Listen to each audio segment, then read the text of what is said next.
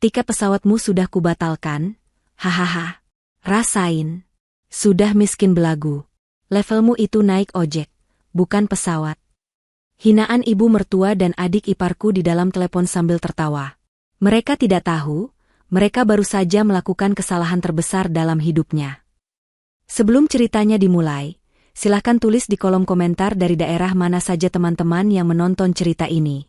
Jangan lupa like dan subscribe agar channel ini bisa semakin berkembang dan bisa mempersembahkan cerita yang lebih menarik lagi. Naila merapikan tepi hijabnya yang berwarna krem, memastikan penampilannya tetap profesional meski langkahnya tergesa. Koper kabin kecilnya berdecit pelan di lantai marmer Bandara Soekarno-Hatta yang ramai. Pagi itu, pukul 7, adalah saat paling sibuk. Naila melirik jam di pergelangan tangannya. Penerbangannya akan berangkat pukul 8.15. Masih ada banyak waktu, namun kegugupan tetap menjalari perutnya. Ini bukan sekadar perjalanan dinas biasa. Ini adalah presentasi final di depan Dewan Investor di Surabaya, sebuah proyek yang telah dia rintis sendirian selama 6 bulan terakhir. Jika berhasil, promosi menjadi manajer regional sudah di depan mata. Promosi itu bukan hanya soal jabatan, tapi soal pembuktian. Pembuktian bahwa dia, Naila, mampu berdiri di atas kakinya sendiri. Dia tiba di depan konter check-in maskapai yang lengang. Hanya ada satu keluarga di depannya. Naila menarik napas dalam-dalam, mencoba menenangkan debaran jantungnya. Dia sudah mempersiapkan ini semalaman, mengorbankan waktu tidurnya untuk memastikan setiap slide presentasinya sempurna. Dia bahkan tidak sempat berpamitan dengan suaminya, Rusdan, yang tadi malam lagi-lagi memilih menginap di rumah ibunya dengan alasan menemani Ibu Vivi yang katanya sedang tidak enak badan. Naila tahu arti tidak enak badan itu. Itu adalah kode bahwa Ibu Vivi dan Kanaya, adik iparnya, sedang membutuhkan perhatian ekstra dari Rusdan, yang biasanya berarti uang belanja tambahan. Selamat pagi, Mbak, sapa Naila ramah ketika gilirannya tiba. Dia menyerahkan kartu tanda penduduk dan kode pemesanannya. Petugas di balik konter tersenyum, namun senyum itu sedikit memudar saat dia mengetik di komputernya. Jarinya berhenti. Dia mengetik lagi, lalu menatap layar dengan kening berkerut. Mohon ditunggu sebentar ya, Bu Naila. Naila merasakan firasat buruk. Ada masalah, Mbak. Petugas itu tampak tidak nyaman. Dia menatap Naila, lalu kembali ke layar. Status tiket ibu di sini terbatalkan. Atas nama Naila. Darah serasa surut dari wajah Naila. Dibatalkan? Bagaimana mungkin? Saya tidak pernah membatalkannya. Coba dicek lagi, Mbak. Mungkin salah sistem. Saya sudah cek 3 kali, Bu. Tiket dengan kode booking ini telah dibatalkan melalui panggilan ke call center tepat 1 jam yang lalu. Pukul 6 pagi tadi. Petugas itu menatap Naila dengan iba. Dan dananya sudah diajukan untuk refund ke rekening, bukan rekening ibu. 1 jam yang lalu. Suara Naila bergetar. Kepalanya langsung pusing. Siapa? Siapa yang melakukannya? Dia segera mencoba menelepon admin kantornya, Bu Ratih. Tidak diangkat. Jantungnya berdebar semakin kencang. Panik mulai menjalari tenggorokannya. Penerbangan ini tidak boleh gagal. Dia mencoba mencari penerbangan lain di aplikasi ponselnya, tapi pikirannya buntu. Saat itulah dia melihat layar ponselnya. Notifikasi di bagian atas. 15 panggilan tak terjawab. Nama yang tertera membuat perutnya mual, Ibu Vivi. Di bawahnya, 5 panggilan tak terjawab lagi, Kanaya. Tangan Naila gemetar saat dia menggeser layar. Ada satu pesan suara baru. Dari Ibu Vivi. Pesan itu masuk tepat 1 jam yang lalu. Dengan perasaan ngeri, Naila menempelkan ponsel ke telinganya. Detik pertama hening. Detik kedua terdengar suara cekikikan. Lalu, tawa Ibu Vivi meledak, keras dan melengking, disusul tawa Kanaya yang tidak kalah menyakitkan. Hahaha, rasain kamu. Suara Ibu Vivi terdengar penuh kemenangan. Sudah miskin belagu pula mau dinas keluar kota. Kamu itu tidak pantas naik pesawat. Naila, level kamu itu naik ojek. Sana kejar promosimu naik ojek. Kanaya menyambung, suaranya dibuat-buat manja. Kami pakai uang tiketmu untuk beli tas baru. Mbak, lumayan, dapat refund tunai buat DP tas impor. Selamat jalan kaki, ya. Hati-hati di jalan. Tawa mereka berdua kembali terdengar, bercampur aduk, menghina dan merendahkan. Lalu panggilan itu ditutup. Naila berdiri mematung di tengah keramaian bandara. Suara pengumuman penerbangan, deru koper, dan obrolan orang-orang di sekitarnya mendadak hilang. Yang tersisa hanyalah gema tawa Ibu Vivi dan Kanaya di telinganya. Hinaan itu, miskin belagu. Levelmu ojek. Selama 3 tahun pernikahannya, Naila sudah menelan terlalu banyak hinaan. Dia dianggap menantu yang tidak selevel, hanya karena dia berasal dari keluarga biasa. Padahal, Naila bekerja keras, bahkan gajinya seringkali lebih besar dari Rusdan. Tapi di mata Ibu Vivi, dia tetap rendah. Dia diam ketika perhiasannya dipinjam, Kanaya dan tidak pernah kembali. Dia diam ketika uang tabungan pribadinya diminta paksa oleh Ibu Vivi untuk arisan. Dia diam ketika Rusdan, suaminya, selalu gagal membelanya. Tapi hari ini, mereka tidak hanya menghinanya. Mereka menyabotase pekerjaannya. Mereka menghancurkan karirnya. Kemarahan yang panas dan membutakan seharusnya meledak. Tapi tidak. Anehnya, Naila merasakan sesuatu yang lain. Kepanikan yang tadi mencekiknya hilang seketika. Pusing di kepalanya lenyap. Getar di tangannya berhenti. Semua emosi itu tergantikan oleh satu rasa. Rasa dingin yang menusuk. Ketenangan yang menakutkan. Naila menurunkan ponselnya. Wajahnya pucat, tapi matanya menyala tajam. Dia tidak akan menangis. Dia tidak akan menelepon Rusdan untuk mengadu. Dia tidak akan memaki-maki ibu mertuanya. Dia melihat jam besar di dinding terminal. Pukul 7:15. Penerbangannya sudah pasti hangus. Tapi ada penerbangan maskapai lain pukul 9, menuju Surabaya. Boarding akan ditutup sekitar pukul 8.30. Dia masih punya waktu. Tapi sebelum mengejar penerbangan itu, ada hal yang lebih penting. Naila berjalan pelan ke deretan kursi tunggu yang kosong. Dia duduk tegak. Dia membuka ponselnya. Bukan untuk mencari tiket baru. Belum. Dia membuka aplikasi lain. Aplikasi M-Banking. Ibu Vivi dan Kanaya telah memulai perang di waktu yang salah. Mereka lupa satu hal. Naila adalah seorang akuntan. Dialah yang mengelola semua keuangan keluarga, termasuk rekening Rusdan, dan semua kartu kredit tambahan yang mereka gesek setiap hari. Mereka memberinya hinaan. Dia akan memberi mereka pelajaran. Dia punya waktu 10 menit. Tepat 10 menit untuk membalas semua yang telah mereka lakukan. Dan balasan ini, tidak akan mereka lupakan seumur hidup. Waktu mulai berjalan. Naila menatap layar ponselnya, jarinya bergerak dengan cepat dan presisi. Tidak ada keraguan dalam setiap ketukannya. Selama ini, dia memegang kendali keuangan karena Rusdan menganggapnya rumit. Rusdan hanya tahu menerima gaji, dan menyerahkan sisanya pada Naila. Ibu Vivi dan Kanaya menganggap Naila adalah bendahara bodoh yang bisa diperas sesuka hati. Mereka tidak sadar, bendahara inilah yang memegang kunci brankas. Tindakan pertama, kartu kredit tambahan. Naila masuk ke aplikasi bank utama mereka. Di sanalah rekening gaji Rusdan dan rekening bersama mereka berada. Di menu, manajemen kartu, 2 nama itu muncul dengan jelas. Kartu Platinum atas nama Ibu Vivi. Kartu Gold atas nama Kanaya. Keduanya adalah kartu tambahan dari rekening bersama yang Naila isi dengan susah payah. Selama ini, Naila hanya bisa menggerutu dalam hati setiap melihat tagihan mereka yang membengkak untuk barang-barang mewah. Sekarang, dia tersenyum tipis. Jarinya menekan kartu atas nama Ibu Vivi. Pilihan, blokir sementara, dia abaikan. Dia memilih, blokir permanen. Sebuah kotak konfirmasi muncul. Alasan pemblokiran? Naila mengetik dengan lugas, aktivitas penipuan oleh pengguna kartu. Dia menekan, konfirmasi. Selesai. Kartu itu kini hanya sepotong plastik tak berguna. Dia mengulangi proses yang sama untuk kartu Kanaya. Blokir permanen. Alasan, penyalahgunaan fasilitas oleh pihak tidak bertanggung jawab. Konfirmasi. Selesai. 2 menit telah berlalu. Tindakan kedua, mengamankan aset pribadi. Naila beralih ke aplikasi bank keduanya. Bank digital yang dia buka diam-diam setahun lalu, rekening yang tidak diketahui siapapun, bahkan Rusdan. Ini adalah rekening, dana darurat, jika terjadi sesuatu yang buruk. Dan, sesuatu yang buruk, itu terjadi hari ini. Dia kembali ke bank utama. Di sana ada rekening tabungan atas namanya sendiri, berisi bonus-bonus hasil kerjanya dan sebagian gajinya yang berhasil dia sisihkan.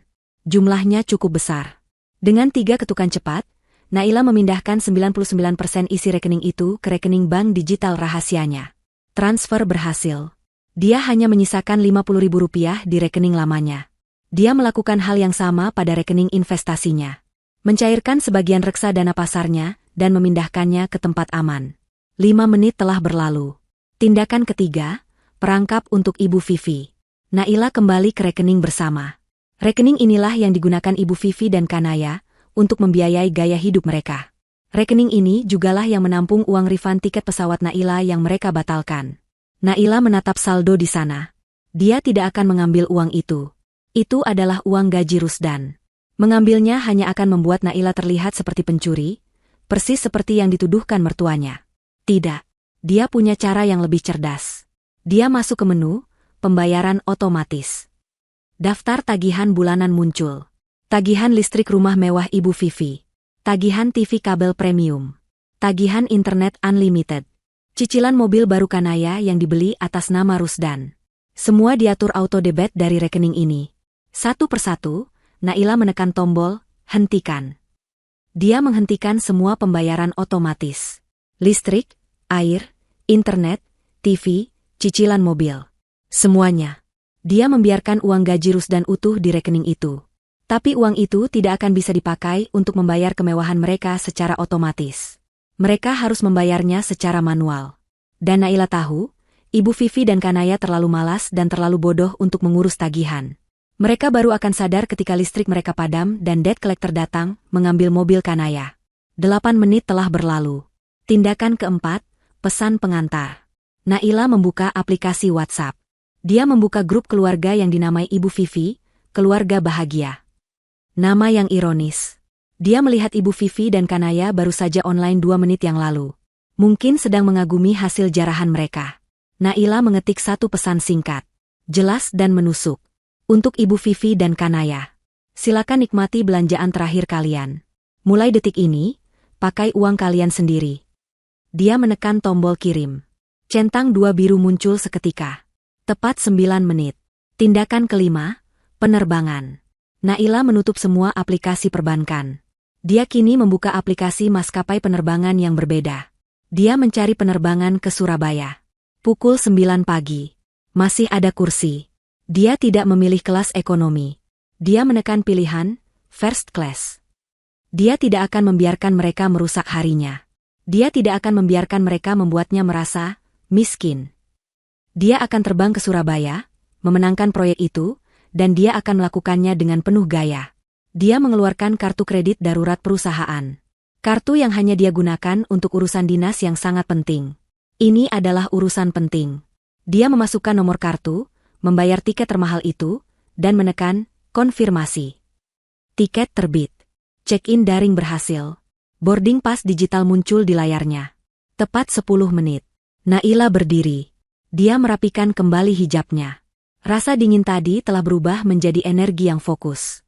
Dia mengambil gagang kopernya dan berjalan dengan langkah tegap menuju pemeriksaan keamanan.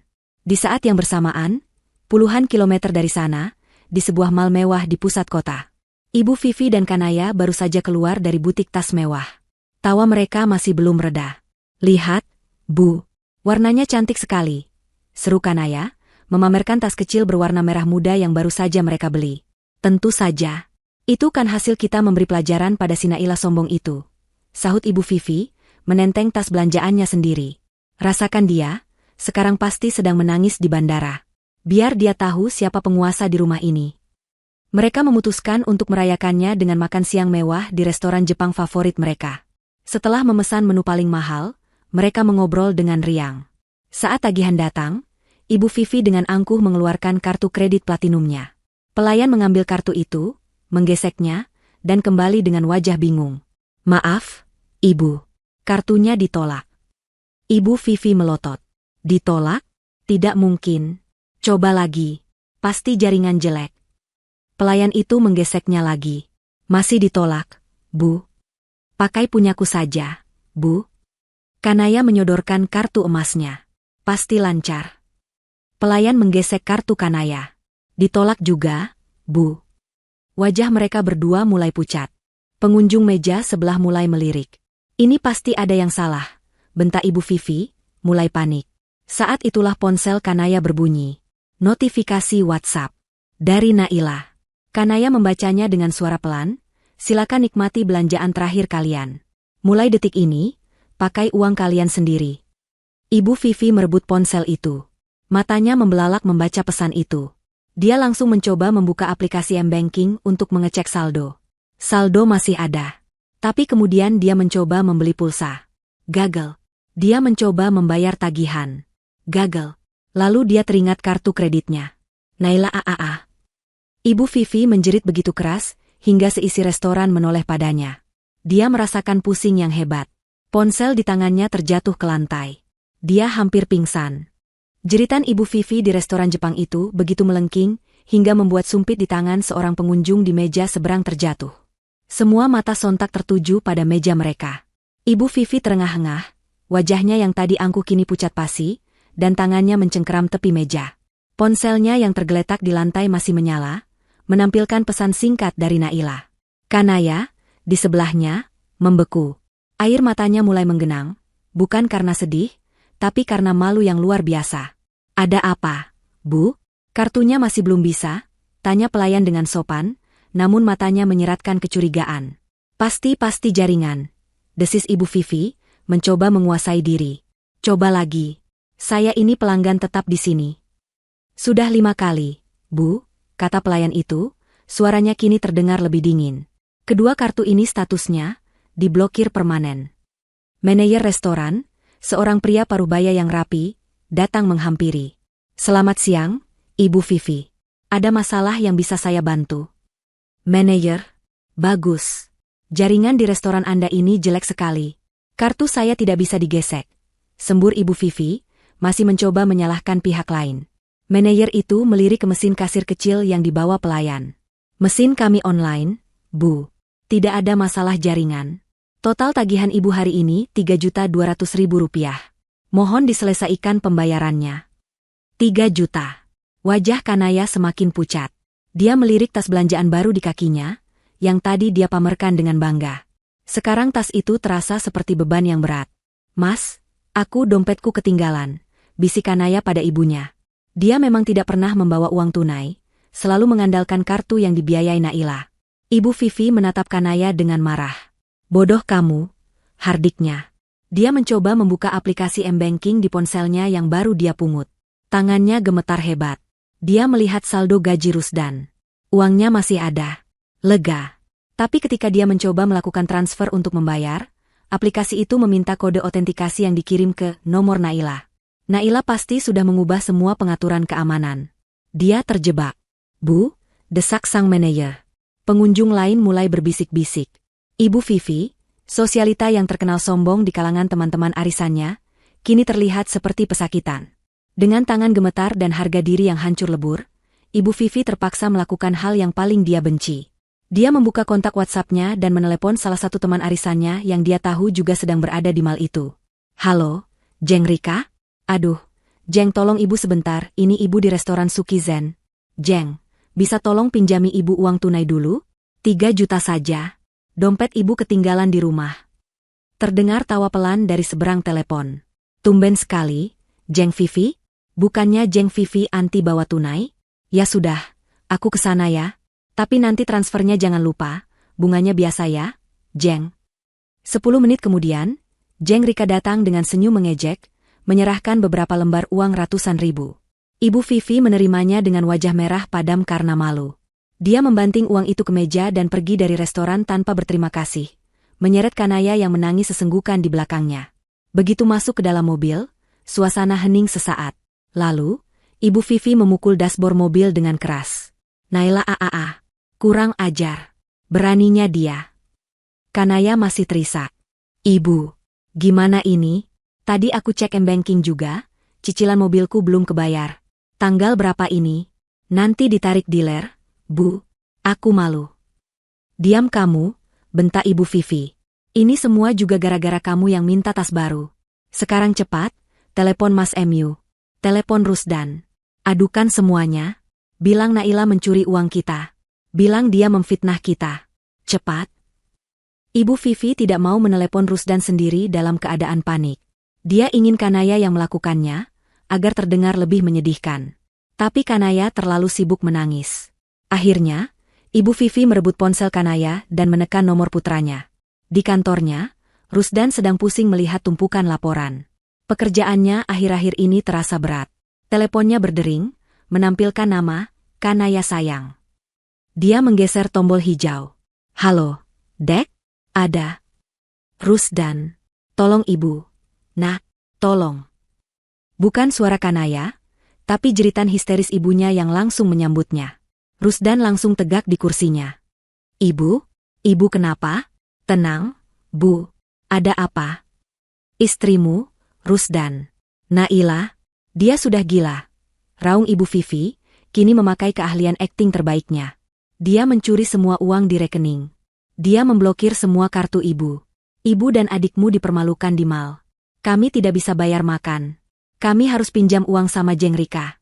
Harga diri ibu hancur, Rusdan. Hancur. Rusdan bingung. Mencuri? Maksud ibu? Naila kan di bandara? Dia tidak pergi. Dia pasti sudah merencanakan ini. Dia mau kita semua menderita. Dia mau kita mengemis di jalanan. Kamu harus pulang sekarang. Kamu harus kasih pelajaran sama dia. Ceraikan dia, Rusdan. Ceraikan perempuan iblis itu. Telinga Rusdan panas mendengar kata, ceraikan. Tapi amarah ibunya terasa begitu nyata. Selama ini, dia selalu memegang prinsip bahwa surga ada di telapak kaki ibu. Ibunya tidak mungkin salah. Pasti Naila yang sudah keterlaluan. Tenang, Bu, tenang. Rusdan urus. Ibu pulang saja dulu. Nanti Rusdan telepon Naila. Katanya, mencoba menenangkan. Nggak bisa. Nomor ibu diblokir sama dia. Dia pasti sudah kabur. Kamu harus cari dia. Iya, Bu, iya. Rusdan urus. Katanya lagi. Dia menutup telepon. Wajahnya mengeras. Dia marah. Bukan pada ibunya, tapi pada Naila. Apa-apaan Naila ini, batinnya. Ada masalah, ya bicarakan baik-baik. Kenapa harus main blokir kartu? Bikin malu ibu di depan umum? Keterlaluan. Dia sudah terprogram untuk selalu membela ibunya. Baginya, Naila, sebagai istri, harusnya mengalah dan menghormati Ibu Vivi, apapun yang terjadi. Dia segera menekan nomor Naila. Tidak aktif. Dia coba lagi. Tidak aktif. Dia menelepon berkali-kali. Tetap sama. Amarahnya semakin memuncak. Benar kata ibu, dia pasti sengaja mematikan ponselnya. Dia kabur dari tanggung jawab. Rusdan mencoba bekerja kembali, tapi pikirannya kacau. Ibunya terus mengiriminya pesan-pesan panik tentang tagihan yang belum terbayar, tentang Jeng Rika yang menagih utang. 1 jam berlalu. Rusdan semakin gelisah. Dia memutuskan untuk mencoba menelepon Naila sekali lagi. Kali ini, tersambung. Di dalam taksi yang melaju membelah kemacetan Surabaya, Naila baru saja mematikan mode pesawat. Ponselnya langsung bergetar hebat, dibanjiri notifikasi panggilan tak terjawab dari Rusdan. Belum sempat dia menarik napas, layar ponselnya menyala lagi. Panggilan masuk. Rusdan. Naila menatap layar itu sejenak. Dia tahu persis apa yang akan terjadi. Dia menarik napas panjang, menenangkan dirinya, lalu menggeser tombol hijau. Dia tidak bersuara. Naila, kamu di mana? Suara Rusdan langsung meledak, penuh amarah. Apa-apaan ini? Ibu telepon nangis-nangis. Kenapa kamu blokir kartu ibu dan Kanaya? Kamu mau bikin malu keluargaku. Hah? Buka blokirnya sekarang. Naila memejamkan matanya sejenak. Suara suaminya, yang seharusnya melindunginya, kini malah menyerangnya habis-habisan tanpa bertanya apa yang terjadi padanya. Aku di Surabaya, jawab Naila. Suaranya datar. Dingin. Tanpa emosi. Rusdan tertegun sejenak mendengar nada suara itu. Surabaya? Kok bisa? Bukannya? Ah, nggak penting. Bentaknya lagi, kembali ke amarahnya. Aku nggak peduli kamu di mana. Buka blokirnya sekarang. Ibu. Tanya ibumu. Naila memotong, suaranya tetap sedingin es. Tanya ibumu dan adik kesayanganmu, apa yang mereka lakukan pada tiket dinasku pagi ini, Rusdan. Tiket? Maksud kamu apa? Ibu bilang kamu mencuri uang? Tanya mereka, ulang Naila. Tanya mereka, kenapa aku harus terbang ke Surabaya pakai uang darurat kantor? Tanya mereka, apa rasanya beli tas baru pakai uang hasil menyabotase pekerjaan istri suamimu sendiri? Rusdan terdiam. Menyabotase pekerjaan? Beli tas? Cerita ini sama sekali berbeda dengan versi ibunya. Naila, Kamu jangan mengada-ada. Ibu nggak mungkin. Aku sibuk, potong Naila lagi. Dia sudah muak. Ada rapat penting besok pagi yang harus aku menangkan. Rapat yang hampir saja gagal karena kelakuan ibumu. Jangan ganggu aku. Naila, jangan berani kamu tutup teleponnya. Naila. Tut, tut, tut. Naila memutuskan panggilan. Dia mematikan ponselnya. Air mata akhirnya menggenang di pelupuk matanya, tapi bukan air mata kesedihan. Itu air mata kelegaan. Dia akhirnya melakukannya. Dia akhirnya melawan. Di kantornya, Rusdan menatap ponselnya dengan bingung. Naila menutup teleponnya. Naila tidak pernah berani menutup teleponnya, apalagi saat dia sedang marah. Dan nada suara itu, bukan nada suara Naila yang lembut yang dia kenal. Itu suara orang asing. Tenang, dingin, dan penuh kuasa. Apa yang mereka lakukan pada tiket dinasku? Kalimat itu terngiang-iang di kepalanya. Tiba-tiba, dia merasa tidak yakin. Ibunya bilang Naila mencuri. Naila bilang ibunya menyabotase tiket. Salah satu dari mereka berbohong. Dan untuk pertama kalinya dalam hidupnya, Rusdan tidak yakin siapa pembohongnya. Kegelisahan yang aneh mulai menjalari hatinya. Ada sesuatu yang sangat tidak beres di sini. Keesokan paginya, Naila berdiri di depan ruang rapat besar di sebuah hotel bintang 5 di Surabaya. Dia menatap pantulan dirinya di kaca jendela. Wanita berhijab biru tua itu tampak tenang. Semalam dia tidak bisa tidur nyenyak, tapi dia tidak membiarkan kelelahan merusak penampilannya. Dia memoles wajahnya dengan riasan tipis namun tegas. Matanya, meski sedikit sembab, memancarkan fokus yang tajam. Semua amarah, kekecewaan, dan rasa sakit yang dia rasakan kemarin, telah dia ubah menjadi bahan bakar. Dia tidak lagi berjuang untuk promosi. Dia berjuang untuk harga dirinya. Silakan, Bu Naila. Para investor sudah menunggu. Naila mengangguk, menarik napas dalam, dan melangkah masuk. Ruangan itu diisi oleh 5 orang pria dan 2 orang wanita berpakaian formal. Mereka adalah dewan investor yang akan menentukan nasib proyek infrastruktur yang diajukan perusahaannya. Selama 1 jam berikutnya, Naila memegang kendali penuh. Dia berbicara dengan lugas, data-datanya akurat, dan argumennya tajam. Dia tidak terlihat seperti orang yang baru saja mengalami drama pribadi yang hebat. Bu Naila, salah satu investor senior angkat bicara, proyek Anda ambisius. Tapi bagaimana Anda menangani risiko pembebasan lahan yang biasanya alot? Naila tersenyum tipis. Saya tidak hanya mengandalkan data di atas kertas, Pak. Saya sudah turun langsung ke 3 desa terdampak. Saya berbicara dengan kepala desa, tokoh masyarakat, dan warga. Saya tidak menawarkan ganti rugi. Saya menawarkan ganti untung, berupa program kemitraan agrobisnis yang akan dikelola langsung oleh koperasi desa. Ini adalah proposal solusi yang sudah mereka setujui. Para investor saling berpandangan. Mereka terkesan. Naila tidak hanya menjual angka, dia menjual solusi nyata. Ketika sesi tanya-jawab selesai, investor utama itu berdiri dan mengulurkan tangannya. Presentasi yang luar biasa, Bu Naila. Jujur, proposal Anda adalah yang paling matang dan paling manusiawi yang kami terima. Kami sepakat. Proyek ini kami setujui. Ruangan itu bertepuk tangan. Naila merasakan beban ribuan ton terangkat dari bahunya. Dia berhasil. Dia menang. Sementara Naila merayakan kemenangannya, ribuan kilometer jauhnya, Rusdan sedang melalui nerakanya sendiri. Dia tidak bisa tidur semalaman. Perkataan Naila dan jeritan ibunya terus berperang di kepalanya. Pagi itu, dia tidak bisa fokus bekerja. Tanya mereka soal tiketku. Rusdan akhirnya tidak tahan. Dia harus tahu kebenarannya. Dia membuka komputer di ruang kerjanya. Dia teringat, semua email pemesanan dan tagihan keluarga selalu masuk ke satu alamat email bersama yang Naila buat agar mudah dikelola. Rusdan jarang membukanya, tapi dia tahu kata sandinya. Dia masuk ke email itu. Kotak masuknya penuh dengan tagihan yang baru masuk. Tagihan listrik, TV kabel, internet. Dan benar saja, di sampingnya ada tanda, pembayaran gagal. Rencana Naila mulai berjalan. Tapi bukan itu yang Rusdan cari. Dia mengetik di kolom pencarian, Surabaya. 1 email muncul. Dari maskapai penerbangan. Konfirmasi pemesanan, Naila, Surabaya. Itu email pemesanan tiket asli. Dipesan 2 minggu lalu. Lalu, dia teringat sesuatu. Jika ada pembatalan, email konfirmasinya pasti ada. Dia mengecek kotak masuk. Tidak ada. Dia mengecek folder spam. Tidak ada. Dengan perasaan yang semakin tidak enak, dia mengklik folder trash atau sampah. Dan di sanalah email itu berada. 2 email. Berdampingan. Email pertama, konfirmasi pembatalan tiket, kode booking Naila. Email itu dikirim pukul 6 pagi kemarin.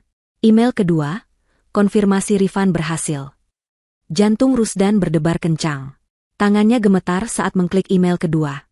Refund sejumlah harga tiket telah berhasil ditransfer ke rekening bank dengan nomor. Mata Rusdan membelalak.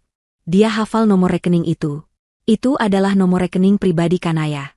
Darah serasa surut dari wajahnya. Ibunya, adiknya, mereka berbohong. Mereka tidak hanya menghina Naila. Mereka benar-benar melakukannya.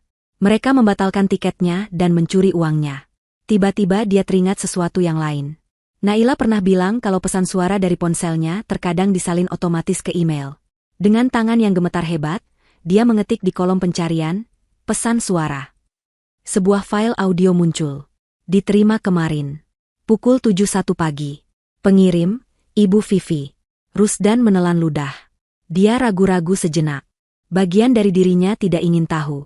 Bagian dirinya ingin menutup email itu dan terus hidup dalam kebohongan yang nyaman. Tapi dia harus tahu.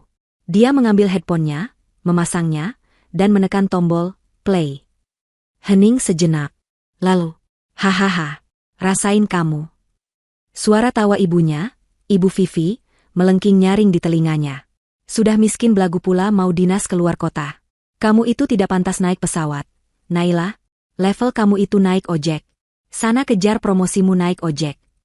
Rusdan memejamkan mata. Rasa mual naik ke tenggorokannya. Lalu suara adiknya, Kanaya. Kami pakai uang tiketmu untuk beli tas baru.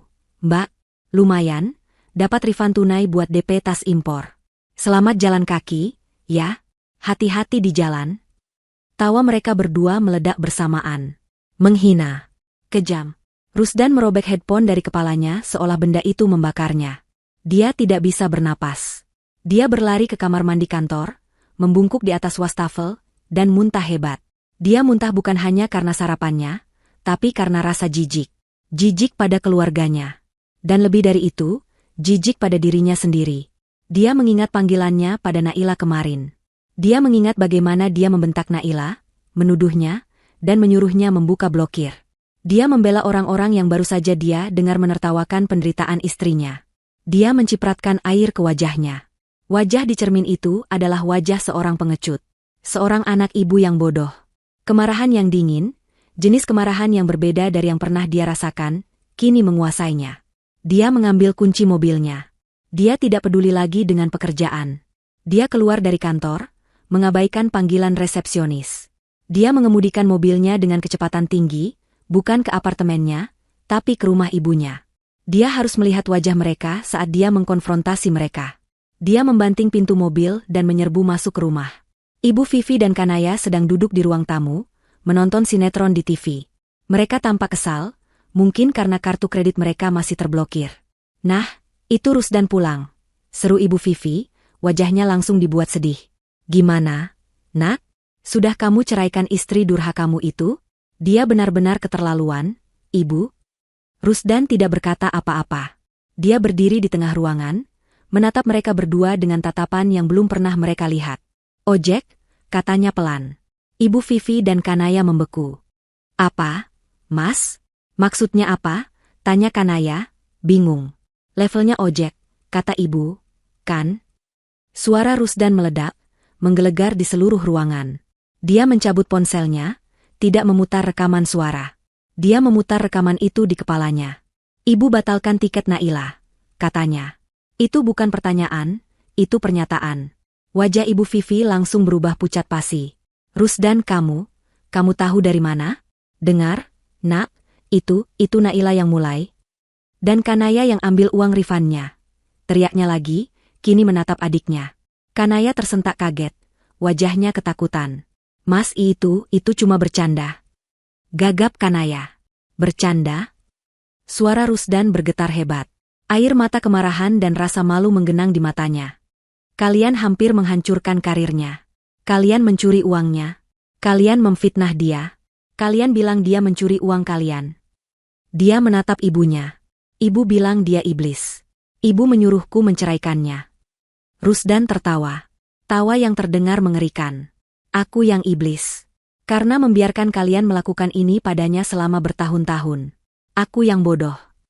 Ibu Vivi melihat kendalinya atas putranya menghilang. Dia panik. Dia beralih ke senjata andalannya, drama. Berani kamu bilang ibumu begitu? Raungnya, kini ganti menangis.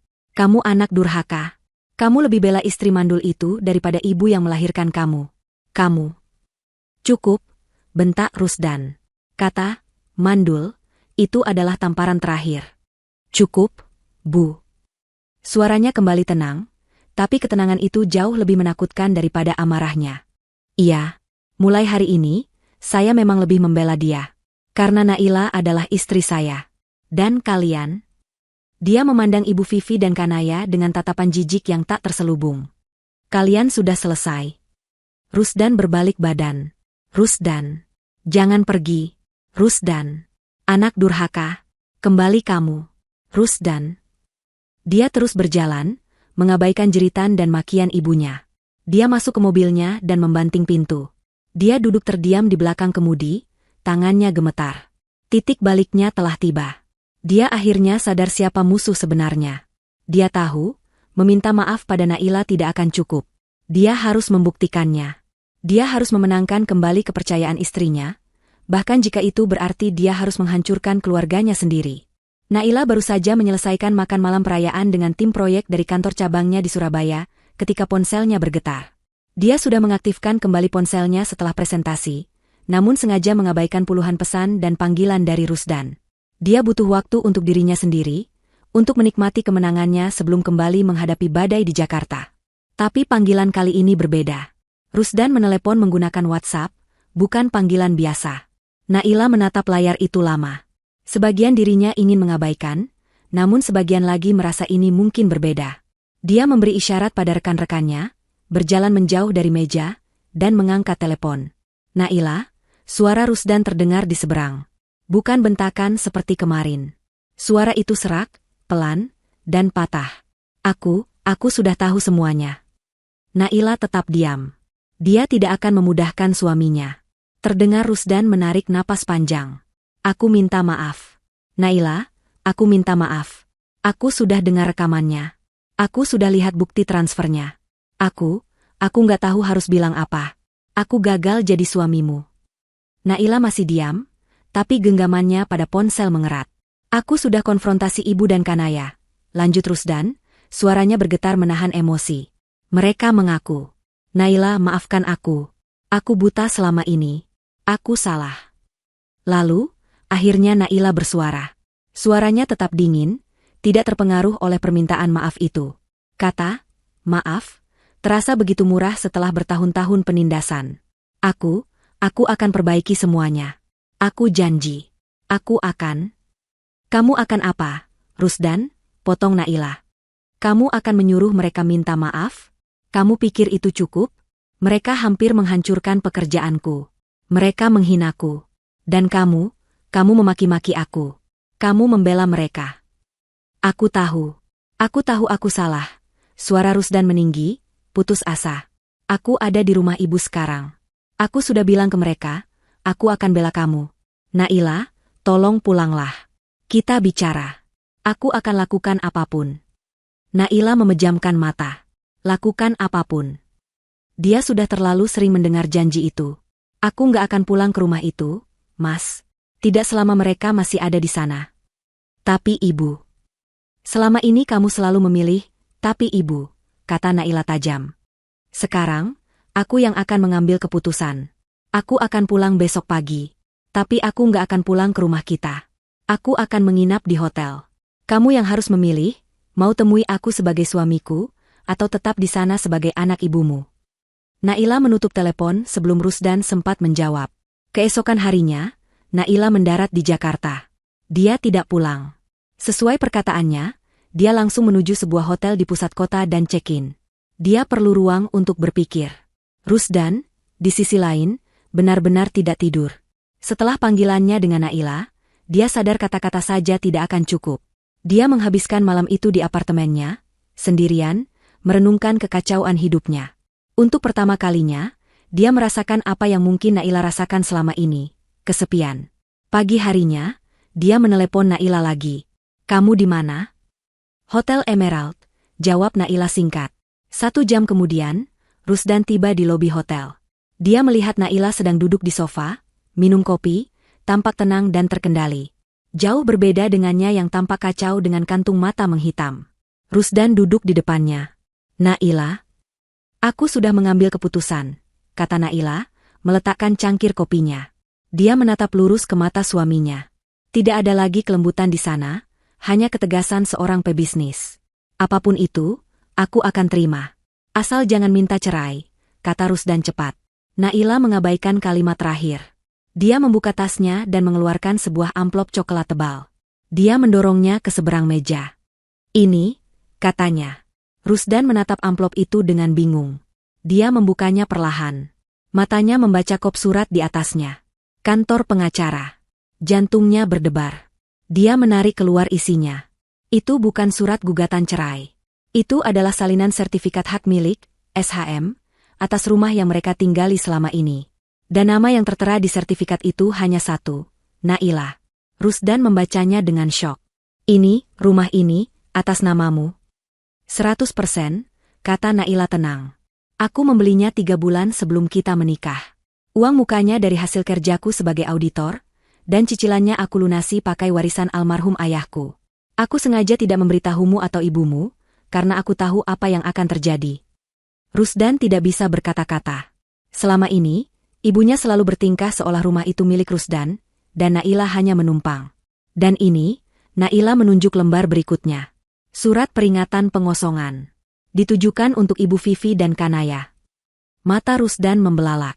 "Surat pengosongan? Aku memberi mereka waktu 3 hari, terhitung dari hari ini," jelas Naila, suaranya setajam pisau bedah. "Untuk mengemasi barang-barang mereka dan pergi dari rumahku. Jika dalam 3 hari mereka tidak pergi, pengacaraku akan datang bersama pihak berwajib untuk mengeluarkan mereka secara paksa." Rusdan menatap Naila, takjub sekaligus ngeri. Ini adalah sisi Naila yang tidak pernah dia tahu ada. Sisi yang tegas, terencana, dan tanpa ampun. Dia sadar, wanita di depannya ini bukanlah wanita lemah yang bisa dia abaikan lagi. "Naila ini ibuku," bisik Rusdan, lebih karena kaget daripada membela. "Dan dia sudah menghina pemilik rumah yang dia tinggali secara gratis selama 3 tahun, balas Naila. "Dia menyebutku miskin dan level ojek di rumahku sendiri." Naila mencondongkan tubuhnya. "Aku sudah selesai mengalah, Mas. Selama ini aku diam, aku sabar, karena aku menghormatimu sebagai suamiku. Tapi kesabaranku habis di bandara kemarin. Aku tidak akan tinggal satu atap lagi dengan orang-orang yang sudah menusukku dari belakang." Dia bersandar kembali. "Aku sudah berikan suratnya pada pengacaraku. Tugasmu sederhana. Ambil surat ini," Naila menunjuk amplop di tangan Rusdan, "berikan pada ibumu dan adikmu hari ini juga. Pastikan mereka mengerti isinya." Rusdan menelan ludah. Tangannya yang memegang surat itu gemetar. "Ini adalah ujian terakhirnya. Dan kamu?" lanjut Naila, suaranya sedikit melembut untuk pertama kalinya. "Pikirkan baik-baik. Setelah mereka pergi, rumah itu akan kosong. Kamu mau ikut siapa? Ikut mereka mencari kontrakan, atau pulang ke rumah menemaniku, sebagai suamiku yang sesungguhnya?" Naila berdiri. "Aku beri kamu waktu sampai lusa. Sama seperti batas waktu mereka. Aku tunggu keputusanmu." Naila berbalik dan berjalan meninggalkan lobi hotel, meninggalkan Rusdan yang duduk mematung. Di tangannya ada surat yang terasa lebih berat dari palu godam. Dia tahu, apa yang akan dia lakukan selanjutnya akan menentukan seluruh sisa hidupnya. Dia harus memilih antara masa lalunya yang toksik, atau masa depannya bersama wanita yang baru saja dia sadari betapa kuatnya. Rusdan mengemudikan mobilnya pulang dengan perasaan campur aduk. Rasa bersalah, marah, tapi juga sedikit kelegaan. Naila tidak langsung menceraikannya. Naila memberinya pilihan.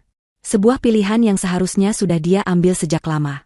Dia memarkir mobilnya di garasi rumahnya. Rumah Naila. Dia menarik napas dalam, memegang erat amplop coklat di tangannya. Dia melangkah masuk. Suasana di dalam rumah sepi. Biasanya jam segini Ibu Vivi dan Kanaya sedang menonton TV dengan volume keras. Dia menemukan mereka di ruang makan, sedang makan mie instan. Pemandangan yang aneh, mengingat biasanya mereka selalu memesan makanan mahal dari restoran. Tentu saja, kartu kredit mereka masih terblokir. Melihat kedatangan Rusdan, wajah Ibu Vivi langsung berubah cerah, seolah lupa dengan amarah Rusdan kemarin. Dia kembali memasang wajah korban. Rusdan, akhirnya kamu pulang, nak? Ibu khawatir sekali, serunya, mencoba memeluk Rusdan. Rusdan menghindar. Dia meletakkan amplop coklat itu di atas meja makan, tepat di antara dua mangkuk mie instan. Apa ini, Mas? Tanya Kanaya, menyeka bibirnya yang berminyak.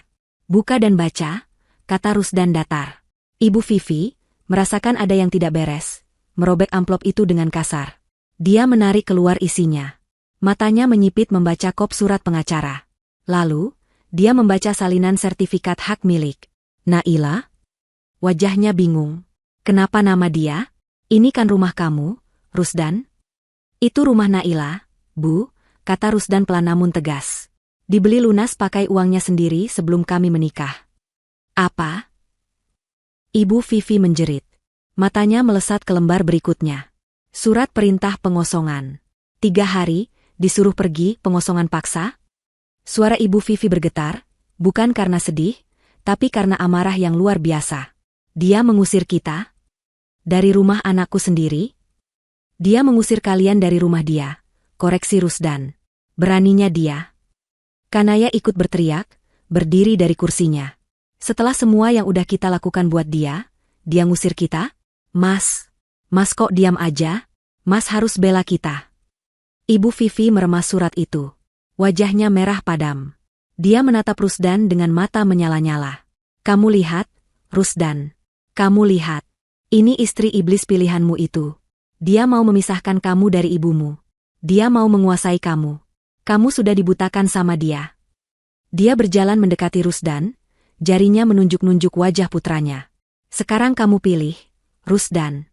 Usir perempuan itu, atau ibu yang pergi. Tapi ingat, kalau kamu pilih dia, jangan pernah anggap ibu ini ibumu lagi. Surga kamu itu di telapak kaki ibu, Rusdan. Bukan di istri mandul itu. Kata, mandul, itu kembali diucapkan. Dan kali ini, kata itu menghantam Rusdan seperti tamparan. Dia teringat bagaimana Naila menangis diam-diam setiap kali mereka bertengkar soal anak. Dia teringat bagaimana Naila selalu sabar menghadapi setiap sindiran ibunya soal keturunan. Disinilah Rusdan meledak. Cukup, teriaknya. Suaranya menggelegar, lebih keras dari kemarin. Gema suaranya membuat Ibu Vivi dan Kanaya terlonjak kaget. Cukup, Bu, ulang Rusdan. Suaranya kini bergetar karena emosi yang tertahan. Jangan pernah ibu sebut istri saya mandul lagi. Ibu tahu, alasan kita belum punya anak itu bukan karena Naila. Tapi karena saya yang mandul. Bu. Keheningan total memenuhi ruang makan. Ibu Vivi membeku. Kanaya menutup mulutnya dengan ngeri. Dokter sudah bilang begitu 6 bulan lalu. Lanjut Rusdan, air mata kini mengalir di pipinya. Naila yang menemani saya tes. Naila yang menenangkan saya. Naila yang bilang itu tidak penting, yang penting kita bersama. Dia menjaga rahasia saya, Bu. Dia menelan semua hinaan ibu soal mandul, demi menjaga harga diri saya. Demi menjaga perasaan ibu. Ibu Vivi limbung. Dia berpegangan pada kursi. Ini adalah fakta yang tidak pernah dia duga. Dan apa yang ibu lakukan? Rusdan menatap ibunya dengan tatapan hancur. Ibu batalkan tiket kerjanya. Ibu mencuri uangnya. Ibu menyebutnya level ojek. Ibu menghina wanita yang sudah melindungi aib terbesar anak ibu sendiri. Mas. Bisik Kanaya, ketakutan. Kamu juga, Kanaya. Rusdan beralih ke adiknya. Kamu menikmati uangnya. Kamu pakai fasilitasnya. Lalu kamu ikut menghina dia. Kalian berdua? Rusdan menggelengkan kepalanya, rasa jijik terlihat jelas di wajahnya. Saya sudah muak, kata Rusdan pelan. Saya muak menjadi anak ibu jika itu berarti saya harus menjadi suami yang zalim. Saya muak menjadi mas kamu jika itu berarti saya harus membiarkan kamu menghina istri saya. Dia mengambil surat pengosongan yang sudah lecek itu dari tangan ibunya. Dia meluruskannya dan meletakkannya kembali di meja. Perintahnya jelas. 3 hari, kata Rusdan, suaranya kini dingin dan tanpa emosi. Kalian punya waktu 3 hari untuk berkemas dan pergi dari rumah Naila. Ibu Vivi menatapnya tidak percaya. Kamu tega mengusir ibumu sendiri? Demi perempuan itu? Rusdan menatap lurus ke mata ibunya. Tidak, Bu. Saya tidak mengusir ibu. Saya hanya menyampaikan pesan dari pemilik rumah ini. Dan saya memilih untuk tinggal di sini. Bersama istri saya. Anak durhaka. Ibu Vivi menampar Rusdan dengan keras. Pipi Rusdan memerah, tapi dia tidak bergeming. Dia tidak merasakan sakit fisik. Hatinya sudah terlalu mati rasa. Mungkin ibu benar, kata Rusdan pelan. Mungkin saya memang anak durhaka. Karena saya baru sadar, saya sudah durhaka pada istri saya sendiri selama 3 tahun terakhir. Dan saya tidak akan melakukannya lagi. Dia berbalik badan. Saya akan bantu kalian berkemas. Setelah itu, saya tidak mau melihat kalian di rumah ini lagi. Ibu Vivi menjerit histeris. Dia melempar piring mie instan ke dinding, membuat pecahan beling dan kuah mie berceceran di lantai. Kanaya menangis meraung-raung, bukan karena menyesal, tapi karena sadar era kemewahannya telah berakhir. Rusdan tidak menoleh. Dia terus berjalan ke kamarnya, mengambil ponsel, dan menelepon Naila. Naila, katanya pelan saat panggilan itu tersambung. Suratnya sudah aku sampaikan. Terdengar helaan napas lega di seberang. Bagaimana? Mereka akan pergi, kata Rusdan. Dan aku akan menunggumu pulang. Di rumah kita. 3 hari itu terasa seperti setahun bagi Rusdan. Dia membantu Ibu Vivi dan Kanaya berkemas dalam keheningan yang mencekam. Tidak ada lagi teriakan. Yang ada hanya tatapan penuh kebencian dari ibunya, dan isak tangis manja Kanaya yang menyalahkan semua orang kecuali dirinya sendiri. Rusdan tidak goyah. Dia sudah mati rasa terhadap drama mereka. Dia memesankan taksi online untuk mereka, membantu memasukkan 2 koper besar dan 5 kardus berisi barang-barang mewah mereka ke bagasi. Saat taksi itu tiba, Naila juga tiba dengan taksi lain dari arah berlawanan. Dia sengaja mengatur waktunya. Naila keluar dari taksinya, berdiri tegak di halaman rumahnya. Ibu Vivi dan Kanaya, yang baru saja akan masuk ke taksi, berhenti. Mata Ibu Vivi menatap Naila dengan kebencian yang murni. Kamu akan kena karma, Naila, desis Ibu Vivi, suaranya serak. Kamu sudah merebut anakku. Kamu akan sengsara. Ingat itu.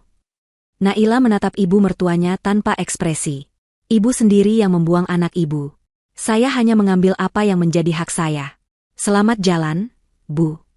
Kanaya hanya bisa menatap Naila dengan air mata dan ingus bercucuran, terlalu hancur untuk berkata-kata. Dia tidak percaya hidupnya yang seperti putri kini berakhir. Rusdan menutup pintu taksi untuk mereka, tanpa menoleh ke belakang. Jalan, Pak, katanya pada sopir. Saat taksi itu menghilang di tikungan, Rusdan berbalik menghadap Naila. Mereka berdiri di halaman rumah mereka, dipisahkan oleh jarak 3 meter. Udara terasa berat. Rusdanlah yang pertama kali memecah kesunyian. Sudah selesai, katanya pelan. Mereka sudah pergi. Naila mengangguk. Dia berjalan melewati Rusdan, membuka pintu rumahnya sendiri, dan melangkah masuk. Aroma rumah itu terasa berbeda. Tidak ada lagi bau parfum Kanaya yang menyengat atau sisa aroma masakan Ibu Vivi yang selalu berminyak. Rumah itu terasa kosong. Tapi kosong yang melegakan. Rusdan masuk di belakangnya, membawa koper Naila. Aku sudah membersihkan kamar tamu. Kamar mereka. Naila meletakkan tas tangannya di meja. Kamar mereka? Tanyanya. Tidak. Mulai sekarang, itu kamar tamu. Kamar kita di atas, Mas. Kamar utama. Selama menikah, kamar utama yang luas dengan kamar mandi dalam itu, dikuasai oleh Ibu Vivi, dengan alasan beliau butuh tempat yang lebih nyaman. Naila dan Rusdan selama ini tidur di kamar yang lebih kecil di lantai bawah. Mata Rusdan melebar. Itu adalah simbol yang sangat kuat. Dia mengangguk pelan. Baik, aku bawa kopermu ke atas. Naila mengikutinya. Kamar itu bersih. Rusdan jelas sudah membersihkannya. Spraynya baru, dan semua jejak Ibu Vivi telah hilang. Naila duduk di tepi tempat tidur, merasakan kelegaan yang luar biasa. Rusdan berdiri canggung di pintu. Dia tidak tahu harus berbuat apa. Dia telah melakukan apa yang diminta Naila, tapi dia tahu itu baru langkah awal. Naila, katanya. Aku tahu maaf saja tidak cukup.